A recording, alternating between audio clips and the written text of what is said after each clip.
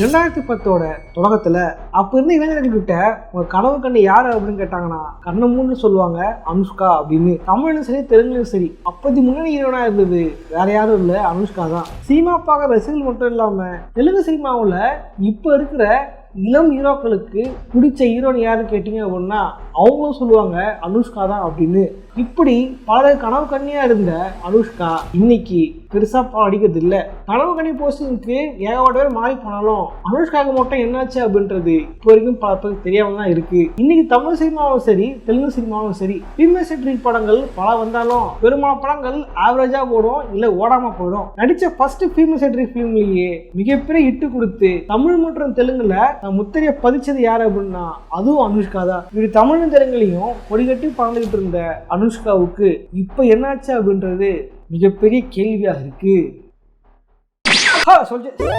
இந்த அளவுக்கு ஃபேமஸா இருந்த அனுஷ்கா இப்ப எந்த சினிமாவும் நடிக்கிறது இல்லை. அவங்களுக்கு என்ன ஆச்சு, எப்படி இவங்க ரைஸ் ஆனாங்க, இப்ப எப்படி ஃபாலோ ஆனாங்க அப்படின்றதான் இந்த தெளிவா பார்க்க போறோம். அதோட rise and fall of Anushka. Okay like பண்ணீங்க. யாரெல்லாம் அனுஷ்கா பிடிக்கும் மறக்காம லைக் பண்ணுங்க. யாரெல்லாம் அனுஷ்கா மிஸ் பண்றீங்களோ அவங்கள லைக் பண்ணுங்க. போராம சேவை போயிடலாம். நான் கலைகந்தசாமி. இந்த ஷோ ஹாலிவுட் கந்தசாமி. இந்திரா வந்தது சந்திரா வந்தது இந்த சினிமாதா. இங்க எம்ஜிஆர் வந்தது என்டிஆர் வந்தது இந்த சினிமாதா. Rice of Anushka. எல்லாராலையும் ஏஞ்சல் அப்படின்னு அழைக்கப்பட்ட அனுஷ்கா பார்த்தீங்க அப்படின்னா நவம்பர் 7, 1981 தான் பிறந்தாங்க. ஆக்சுவலி நம்ம எல்லாருமே அவங்களுக்கு தெரியும் அனுஷ்கா அப்படின்ற பேர்ல தான். உண்மையா பார்த்தீங்க அப்படின்னா அவங்க பேர் அனுஷ்காவே கிடையாது, பேர் ஸ்வீட்டி.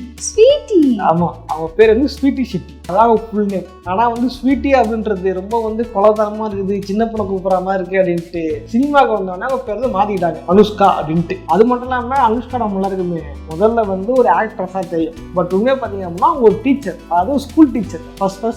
குழந்தைங்களுக்கு பாடுகிற ஒரு நர்சரி ஸ்கூல் டீச்சரா தான் ஆளா பார்த்தாங்களாமா. அதுக்கப்புறமா யோகா டீச்சரா இருந்தாங்களாமா. இவங்க யோகா டீச்சரா யோகா கிளாஸ் எடுத்துக்கிட்டு இருக்கும் பொழுது யாரோ ஒருத்தர் தான் நீங்க ஏன் சினிமா அடிக்கக்கூடாது, டைரக்டர் பூரி ஜெகநாத் ஒரு புது படகு போறாரு, அதுக்கு ஒரு புது ஹீரோனை தேடிக்கிட்டு இருக்காரு, நீங்க ஏன் நடிக்கக்கூடாதுன்னு யாரோ சொல்ல, இல்ல இன்ட்ரெஸ்ட் இல்ல அப்படின்னு சொல்ல, அதுக்கப்புறம் கம்பல் பண்ணி போட்டோ கொடுங்கன்னு சொல்லும் போதுதான் இவங்ககிட்ட போட்டோவே இல்லையா. அப்புறம் போட்டோ ஷூட்டுக்கு அப்புறம் தான் ஒரு கரெக்டா இருப்பாங்க அப்படின்ட்டு அவங்க ஃபர்ஸ்ட் நடிச்ச படம் தான் சூப்பர். அடுத்து சொல்லு சூப்பரா இல்லையான்னு நாங்க சொல்றோம். படம் சூப்பர் இல்ல, படம் பேர் தான் சூப்பர். வேற யாரும் இல்ல, நம்ம நாகார்ஜுன வச்ச படம் தான் அது. எது நாகார்ஜுனாவா? அந்த படம் பேர் தான் சூப்பர். படம்லாம் சூப்பரா இல்ல போல, படம் பெருசா ஓடவும் இல்லை, உங்களுக்கு பேரும் வாங்கி தரல. அதுக்கப்புறம் மகாநந்தி அப்படின்னு படம் அடிச்சாங்க, அதுவுமே செய்ய போகல. அதுக்கப்புறம் அஸ்தன் படம் அடிச்சாங்க, அதுவுமே செய்ய போகல. முதல்ல எங்களுக்கு இட்டு கொடுத்த ஒரு படம் பாத்தீங்க அப்படின்னா விக்ரமாடு அப்படின்ற படம் தான். இந்த படத்துல ஹீரோ யாரு அப்படின்னா வேற யாரும் இல்ல, நம்ம ரவி தேஜா தான். ரவி தேஜா நினைச்சா அந்த படம் ஓட மாட்டேங்குது பாஸ், எப்படி பாஸ் ஓடிச்சு நீங்க கேட்டு எனக்கு தெரியும். ஆக்சுவலி பாத்தீங்கன்னா ரவி தேஜா படம் இல்ல, படத்துல டைரக்டர் யாருன்னா ராஜமௌலி. இது என்ன படம் கேட்டீங்கன்னா தமிழ்ல சிறுத்தையை பார்த்தாங்க இல்லையா, அந்த சிறுத்தையோட ஒரிஜினல் ஸ்கிரிப்ட் பாத்தீங்க அப்படின்னா இந்த விக்ரமாடு தான். இதுதான் ரீமேக் பண்ணி தமிழ்ல சிறுத்தை எடுத்தாங்க, ஹிந்தியில ரவுடி ராவத்தூர் எடுத்தாங்க. சிறுத்தையில தம்மா இருப்பாங்க தெரியுமா, அதுக்குள்ள அனுஷ்கா இருப்பாங்க. இந்த இடுப்பை கட்டும் கவர்ச்சி காட்சிகள்லாம் இன்னி வரைக்கும் ஃபேமஸ். அனுஷ்கா ஃபேன்ஸ் பல பேர் ப்ளூடூத்ல ஷேர் பண்ணி வாழ்ந்துட்டு இருந்தாங்க அந்த காலத்துல. இந்த மாதிரி இருந்தா இதுக்கப்புறம் தான் பேர் ஃபேமஸ் ஆகுது. இதுக்கப்புறம் தான் அனுஷ்கா அப்படின்னு இருக்காங்க அப்படின்றது வெளியே தெரிய ஆரம்பிச்சுது. பட் அந்த டைம்ல பாத்தீங்க அப்படின்னா நம்ம சுந்தரம் என்ன பண்ணிருக்காரு, இவங்க ஃபேமஸ் ஆயிருக்காங்க, அவரை எப்படியாவது படம் நடிக்க வைக்கணும் அப்படின்னு முடிவு பண்ணி கால்ஷீட் கேட்டிருக்காரு. டைம் அவட கால்ஷீட் கம்மியா தான் இருந்துச்சா, சரி கவலைப்படாதீங்க என் பல ஹீரோனா வேணாம் 2வது ஹீரோனா போடுறேன் அப்படின்ட்டு 2 அப்படின்னு படம் எடுத்திருப்பாரு. உண்மையில படம் வரும்போது அனுஷ்கா யாருன்னே தெரியாது, எனக்கே தெரியாது அனுஷ்கா ஏதோ ஹீரோயின் போல அப்படின்னு நினைச்சிட்டு இருந்தேன். இதுக்கப்புறம் பாத்தீங்க அப்படின்னா தெலுங்குல பெரிய பெரிய ஹீரோக்கள் இருப்பாங்க இல்லையா, உங்க நாகார்ஜுனாலாம் இருப்பாங்க இல்லையா, அவங்களோட பெரிய பெரிய படங்கள்லாம் தொடர்ந்து ஹீரோ நடிக்க ஆரம்பிச்சாங்க. நம்ம அனுஷ்கா ஒரு முன்னணி ஹீரோனா மாறும் போதுதான் அந்த டைம் தான் உங்களுக்கு ஒரு ஃபீமேல் சென்ட்ரிக் படம் வருது. அந்த டைமே 2 படம் எடுக்கும் போதே சொன்னாங்களாமா சுந்தர்சி கிட்ட, நான் இந்த படம் எடுக்க போறாங்க, நடிக்க போறேன், அந்த படம் எடுக்கிறதுக்குதான் ஸ்ட்ரெயின் பண்ணிட்டு இருக்கேன் அப்படின்ட்டு நம்ம சுந்தரனா சொன்னாங்களாமா. சுந்தரனா ஒரு டிவி நிகழ்ச்சி சொல்லியிருப்பாரு இதை பற்றி. அப்பதான் அருந்ததி படம் ரிலீஸ் ஆகுது. அருந்ததி படம் பாத்தீங்கன்னா ஒரு பேய் படம் இது படம் சொன்னாங்க. அருந்ததி படத்தை தியேட்டர்ல தனியா பார்த்தா கார் தராங்க அப்படிலாம் ஸ்கூல் உருட்டு இதுதான் ஈவினிங் சொல்லுவாங்க, நிறைய படம் சொல்லுவாங்க. கரெக்டா அந்த படம் தமிழ்ல டேரண்டல் ஃபிலிம்ஸ் தான் ரிலீஸ் பண்ணாங்கன்னு நினைக்கிறேன். அதை கலைஞர் டிவி எல்லாம் பழைய அனுஷ்கா கொளுத்து ரசிகர் ஒன்று இருக்கும், அதை போட்டு பயன்படுத்தி அப்படின்ட்டு அதை பார்த்து நம்ம ட்ரமடைஸ் ஆன ஒரு காலத்துல. ஓகேவா, அப்பதான் அந்த படம் ரிலீஸ் ஆகுது. அப்பதான் அந்த பாட்டு ஜக்கம்மா எப்பா எப்பா சிங்கம் தான் நீ எப்பா. இந்த பாட்டு பயங்கர ஃபேமஸ் ஆச்சு தமிழ்லையும் தெலுங்குலையும். இங்க இருந்துதான் அனுஷ்கான்னு ஒருத்தர் இருக்காங்க அப்படின்னு தெரிய வந்துச்சு. ஆக்சுவலி இந்த படம் வந்து தமிழ்லையும் பயங்கர இட்டு, தமிழ்லயே பயங்கர பிச்சுன்னு ஓடுது. நான் சீடி வாங்கி சீடி தேர்தல் உட்காந்து பார்த்துக்கிட்டு இருந்தேன். பேய் படத்தையோட தேரளவுக்கு பார்த்த வீட்டில் உட்காந்து போட்டு பார்த்துட்டு இருந்தேன். நீ எவ்வளவு தூரம் பாப்ப படம் ஃபுல்லா பாப்பியா? பசுபதி அகோர அந்திபதி அப்படி உள்ள இருப்பா பாருங்க சோனம். அந்த ஆள் தான் பயங்கரமான சோனு சூட். சோனு என்ன இது பேரு? தப்பு பழிக்கப்படாது. அவருக்கே பிரச்சனை, உனக்கு அது ஆளுங்க சொல்ல முடியல பேரை. சை, இங்கே தான் வந்து தமிழ் ஆடியன்ஸும் ஃபேமஸ் ஆனதுக்கப்புறம் அனுஷ்கா வந்து தமிழ் படம் அடிக்க ஆரம்பிக்கிறாங்க. குறிப்பாக சொன்னால் மந்திரக்காரி மாய மந்திரக்காரி அப்படின்ட்டு வேட்டைக்காரன் படத்தில் நடிச்சிருப்பாங்க நம்ம தளபதி ஹீரோயினா. இதே பார்த்தீங்கன்னா நம்ம ஊரில் வந்து ஃபேமஸாக இருந்த மிகப்பெரிய ஹீரோயினா நயன்தாரா தான். நயன்தாரா பார்த்தீங்கன்னா பில்லா நடிச்சிருப்பாங்க, பில்லா ரீமேக் நடிச்சிருப்பாங்க. இதே தமிழ் படத்தை, அதாவது தெலுங்குல ஒரு படம் எடுத்து அங்கே ஆடி படமே பண்ணாங்க. பட் அதெல்லாம் பண்ண மாட்டேன், ரீமேக் தான் ரீமேக் பண்ணுவேன்ட்டு இந்த படத்தை ரீமேக் பண்ணாங்க தெலுங்கு. அங்கே வந்து நயன்தாரா கேரக்டரில் நடிச்சு அனுஷ்கா தான். இப்போ பார்த்துங்க எந்த அளவுக்கு ஃபேமஸாக இருந்தாங்க அப்படின்ட்டு. அதுக்கப்புறம் பார்த்தீங்கன்னா தமிழ் சினிமா வந்து ஏகப்பட்ட படங்கள் வந்து நடிக்க ஆரம்பிச்சாங்க. குறிப்பாக சொல்லணும்னா நம்ம காதல் வந்தாலே கால் ரெண்டும் தன்னாலே அப்படின்ட்டு சிங்கம் படத்தில் வந்து நம்ம சூர்யா நடிச்சிருப்பாங்க. இங்கே தாங்க சூர்யா கலாய்க்க ஆரம்பிச்சாங்க. சூர்யா ஹைட்டே இல்லை, அது இல்லை, ஸ்டூல் போட்டாங்க அப்படின்னு கலாய்க்க ஆரம்பிச்சு. இந்த படத்தில் தான் சூர்யா படம் அவனுக்கு வெளியே தான் தெரியும் வெளியில் கலாய்க்கப்பட்டோம் அப்படின்ட்டு. சிங்கம் பார்த்தீங்கன்னா பயங்கரமான ஹிட்டு. அந்த படம் வந்து எல்லா லாங்குவேஜும் ரீமேக் பண்ணுறாங்க. அந்தளவுக்கு பயங்கரமான ஹிட்டு சிங்கம் படம். இதுக்கப்புறம் வந்து ராசியான ஹீரோயின் அப்படின்னு பேர் எடுத்ததுக்கப்புறம் தமிழ் சினிமாவில் வந்து ஏகப்பட்ட படம் புக் பண்ண ஆரம்பிச்சாங்க. அதே பார்த்தீங்கன்னா வானம் படம் வந்து தெலுங்குல வந்து வேதனை படம் வந்திருக்கும். அந்த படம் தமிழில் வானம் எடுத்தாங்க. அந்த வானம் படத்தை வந்து ரீமேக் பண்ணும்போது இவங்களாம் திரும்ப அதில் நடிச்சிருப்பாங்க. சில சீன்கள்லாம் ரீயூஸ் பண்ணிட்டாங்கன்னு கேள்விப்பட்டேன். அப்புறம் சகுனியில் ஒரு கேமியோ, அலெக்ஸ் பண்ணியில் ஹீரோயின் கேரக்டர், தாண்டவம், இந்த மாதிரி வந்து ஏகப்பட்ட படங்கள் வந்து நடிக்க ஆரம்பிச்சாங்க. பய ஹிட்டாக இருந்தாங்க. அப்புறம் சிங்கம் 2 நடிச்சிருப்பாங்க சூர்யா கூட. தளபதி கூட ஆல்ரெடி வேட்டைக்காரன், சூர்யா கூட வந்து சிங்கம். அப்புறம் நம்ம சூப்பர் ஸ்டார் கூட லிங்கா. அப்புறம் ஏகேவோட என்ன எறிந்தாலும் அப்படின்ட்டு ஒரு முன்னணி ஹீரோனா வந்து தமிழ்ல வளம் வந்துகிட்டு இருந்தாங்க. அந்த டைம் தான் வந்து ராஜமௌலி இன்னொரு படம் எடுக்க போறேன், அந்த படத்துக்கு வந்து நீங்க தான் ஹீரோனா வரணும், அது ஒரு பெரிய படம், ஒரு பெரிய கால்செட்டோட கேட்டிருந்தாரு. அப்படி அவன் பெரிய நடிச்ச பெரிய படம் தான் பாகுபலி. பாகுபலி பாத்தீங்க அப்படின்னா 2015 ரிலீஸ் ஆயிருந்திருக்கும். 2015 முன்னாடியே பெரும்பாலும் காட்சிலாம் எடுத்துட்டாங்க. இது ஏன் நான் சொல்றேன்னா பின்னாடி ஒரு பாலில் ஒரு முக்கியமான கண்டென்ட் இருக்கு, அது லீடு கொடுக்குறேன். இதுக்கப்புறம் வந்து ருத்ரமா தேவி, பஞ்சமுகி இந்த மாதிரி வந்து அவங்க ஃபீமேல் சென்ட்ரிக் படம் நடிச்சாலுமே பட் அருந்ததி அளவுக்கு வந்து எதுவுமே வந்து நிக்கல. அதுதான் வந்து பயங்கர ஃபேமஸா இருந்துச்சு.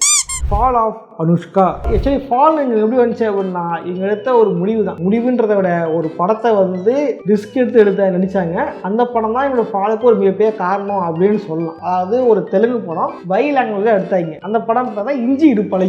இந்த படம் தான் அவங்க சொந்த பேர் நடிச்சிருப்பாங்க, ஸ்வீட்டி அப்படின்ற பேர் நடிச்சிருப்பாங்க இந்த படத்தில் தான். ஆக்சுவலி இந்த படம் பார்த்தீங்கன்னா அவங்க சொல்ல வந்த கருத்து இன்னும் நல்ல கருத்து, நல்ல படம் தான். குண்டாகிறவங்களுக்கும் மனசு இருக்கு, குண்டாகளை வந்து ஒதுக்காதீங்க, ஒல்லியாக தான் இருக்கணும், சைஸ் உள்ளதாக இருக்கணும்னு சொல்றது எல்லாமே ஒரு வியாபார தந்திரம் தான், உங்க மண்டைக்களையும் பொருள் இருக்குது அந்த மாதிரிலாம் பண்றாங்க அப்படின்னு நல்ல கருத்து சொல்ல வந்தா படம் தான். பட் இந்த படத்தால உங்களுக்கு என்ன ஆச்சுன்றதா பெரிய விஷயமே. இந்திய அடிப்படை படம் பார்த்தீங்கன்னா ஒரு குண்டான பொண்ணு அவன் வாழ்க்கை நடக்கிற பிரச்சனை அப்படிதான் கதை போயிருந்திருக்கும். இதுக்கு குண்டாடினே வந்து ஜப்பியா போட்டுடலாம். அப்படி என்ன பண்ணாங்க, அனுஷ்கா காசு பண்ணிருப்பாங்க. அனுஷ்கா வந்து உடம்பை ஏற்றி அடிச்சோம்னா கொஞ்சம் பேர் கிடைக்கும். சில ஹீரோஸா இருப்பாங்கல்ல உடம்பு குறைப்பாங்கல்ல, விக்ரம் மாதிரி வந்து ஐப்பறத வந்து உடம்பெல்லாம் குறைச்சிருப்பாரு இல்லையா, அதெல்லாம் என்ன பண்ணிருப்பாங்க, உடம்பை ஏற்றிருப்பாங்க. கிட்டத்தட்ட 20 கிலோவுக்கு மேல உடம்பு ஏற்றினாங்க அப்படின்னு சொல்லப்படுது. டைரியே போட்டிருப்பாங்க, ஓகேவா, நல்லா சாப்பிட்டு உடம்பு ஏற்றணும், அவ்வளோதான். இந்த படத்தில் ப்ரோமோ காமிச்சிருப்பாங்க. இந்த நாச்சு இந்த படக்காக வந்து அனுஷ்கா வந்து உடம்பு ஏற்றி அடிச்சிருப்பாங்க, படமும் வந்து முடிஞ்சிருக்கும். பட் என்னாச்சு அப்படின்னா எங்களோட உடனடியாக வந்து இவங்கள குறைக்க ரொம்ப கஷ்டமாக போயிடுச்சு. இப்போ திடீர்னு அப்பேயன்ஸ் மாறினவொன்னே அவன் வந்து கட்சியை மாற்றுற மாதிரி திடீர்னு வந்து கனவு கடையை மாற்றிட்டு போயிட்டான். முக்கியமாக சொன்னால் தம்மண்ணாவோட ஒருகை வந்து அனுஷ்காவுக்கு வந்து அந்த டைம் வந்து மிகப்பெரிய அடியாக இருந்துச்சு. தம்மண்ணா வந்தவொடனே அவன் வந்து அனுஷ்காவை தூக்கிட்டு இது தம்மண்ணா எடுத்து கனவு கடையாக மாற்றி கிளம்பிட்டானுங்க. ஸோ வந்து இந்த மாதிரி இவங்க விட்டு போன கேப்பில் ஏகப்பட்ட பேர் வந்த உடனே இவங்களால வந்து அப்புறம் சர்வே பண்ண முடியாமல் போயிடுச்சு. அதே மாதிரி வந்து இவங்களோட உடனடியை வந்து குறைக்கவும் முடியாமல் போயிடுச்சு. இப்போதான் பார்த்தீங்கன்னா எங்களோட கையில் தூக்கி விடுறதுக்கு இன்னொரு படம் ஒன்று வருது. அது என்ன படம் அப்படின்னா அதுதான் வந்து பாகுபலி 2. நான் சொன்னேன் இல்லையா 15லயே அது முடிஞ்சிருச்சு. அந்த படம் பெருமாள் ஷூட்ஸ் எடுத்துட்டாங்கன்னு சொன்னேன் இல்லையா, பெருமாள் ஷூட்ஸ் அப்பயே எடுத்துட்டாங்க. அதனால வந்து என்ன ஆச்சுன்னா அனுஷ்கா வந்து ஃபர்ஸ்ட் எப்படி இருந்தாங்களோ அதே மாதிரி ஒரு பழைய அனுஷ்கா திரும்ப கொடுக்குறோம் அப்படின்ற மாதிரி காமிக்கும் போது நிறைய பேருக்கு வந்து அப்படின்ற மாதிரி ஒரு ஹைப் இருந்துச்சு. இதை வர வீட்டுக்கு நிறைய இருந்துச்சு. அனுஷ்கா வந்து ரொம்ப குண்டாயிட்டாங்களாம், ஒல்லியாக்கிறதுக்கோசம் விஎஃப்எக்ஸ் பண்ணாங்களாம், விஎஃப்எக்ஸ் போயிட்டு ஒல்லியாக்கிட்டாங்க தெரியுமா அப்படின்லாம் சொன்னாங்க. நான் தான் பார்த்த விஎஃப்எக்ஸ் சீல்ஸ்லாம் தேடி பார்த்தேன், இங்கே கிடைக்கவே இல்லை. அப்படி ரீலே கிடைக்கல. ஏன்னா முன்னாடி எடுத்து முடிச்சுட்டு அதை வச்சு முடிச்சுட்டு தான் அங்கே வந்ததுக்கப்புறம் ஒல்லியாக இருப்பாங்க. கான்ட்ராக்டில் இருந்துருக்குங்களா அப்படி கூட என்ன விட்டுறீங்க, என்ன யாருமே கான்ட்ராக்ட் இல்லாம இது பண்ண மாட்டாங்க, உடம்பு ஏற்றக்கூடாது, இது பண்ணக்கூடாது அப்படின்ட்டு. இப்பெல்லாம் ஹேர் கட் ட்ரிம்மிங்கே பண்றாங்க, கான்ட்ராக்ட் போடுறாங்க. அப்படி இருக்கும்போது எப்படி வந்து உடம்பு ஏற்ற அளவு பண்ணியிருப்பாங்க? என்ன பேப்பருக்கு நல்லா உருட்டாக்கி போல மீடியாவில். ஸோ அதனால் வந்து பூஸ்டப்பாக இருந்தாலுமே தொடர்ந்து அவங்கள வந்து அடுத்த படம் நடிக்க முடியல. அவங்களுக்கும் வந்து படம் நடிக்கிறத விட்டுட்டு வேலை பார்க்கலாம் அப்படின்ட்டு அதை வந்து கொஞ்சமாக சினிமா விட்டு விலக ஆரம்பித்தாங்க. அவங்களே குறிப்பாக சொல்லணும்னா தம்மண்ணா அவங்களுக்கு போட்டே வந்தாங்கன்னு சொன்னேன் இல்லையா, ஒரு படம் தம்மண்ணாவும் சேர்ந்து நடிச்சிருப்பாங்க. அந்த படம் தான் வந்து பாகுபலி. பாகுபலி மீட் பிடிக்க மாட்டாங்களே, பண்ணுவாங்க கிளைமேக்ஸ் சும்மா ஒரு நின்றுட்டு இருப்பேன். அவ்வளோதானே. தம்மண்ணா செகண்ட் பார்ட்டில் பெருசாக காட்டவே மாட்டாங்க, கடைசியில் வந்து நின்றுட்டு இருக்கோம், அவ்வளோதான். இன்னொரு படம் இருக்குது, அந்த படம் தான் வந்து தோழா. இவங்க விட்டு போன பாதையை இன்னொரு வந்து ஃபில் பண்ணுற மாதிரி, இவங்க விட்டு போன பாதையை வந்து தம்மண்ணா வந்து ஃபில் பண்ணிட்டாங்க. அவங்க விட்டுட்டு போறடா, நீங்க தான்டா ஒதுக்கிட்டீங்க.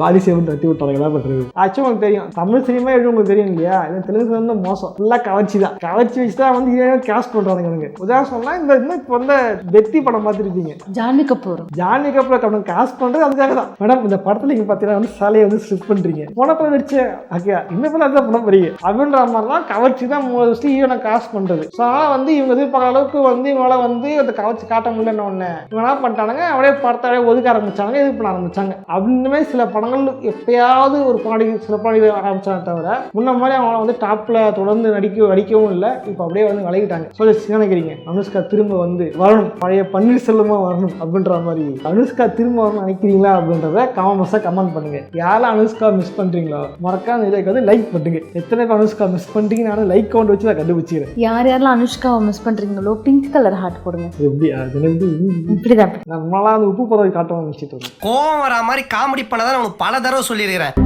ஓகே கோலஸ், இதை வச்சு லைக் பண்ணுங்க, வந்து ஷேர் பண்ணுங்க. இன்னும் என்ன வீடியோ போடலாம் அதுன்னு கமெண்ட் பண்ணுங்க. நம்ம சோல்ஜர் ஒருத்தர் அனுஷ்கா பற்றி பேசுங்கன்னு கேட்டாரு, அதுதான் இந்த வீடியோ. மாஸ் இங்கே ஒருத்தர் ஐசோலேஷன் பற்றி பேசுங்கன்னு கேட்டிருக்காரு மாஸ். அது எப்படி பேசுவாரு? கேக்கே பேசி வீட்டு அடி வாங்குறதுக்கா முடியா பேசுடுவே நீ? இல்லை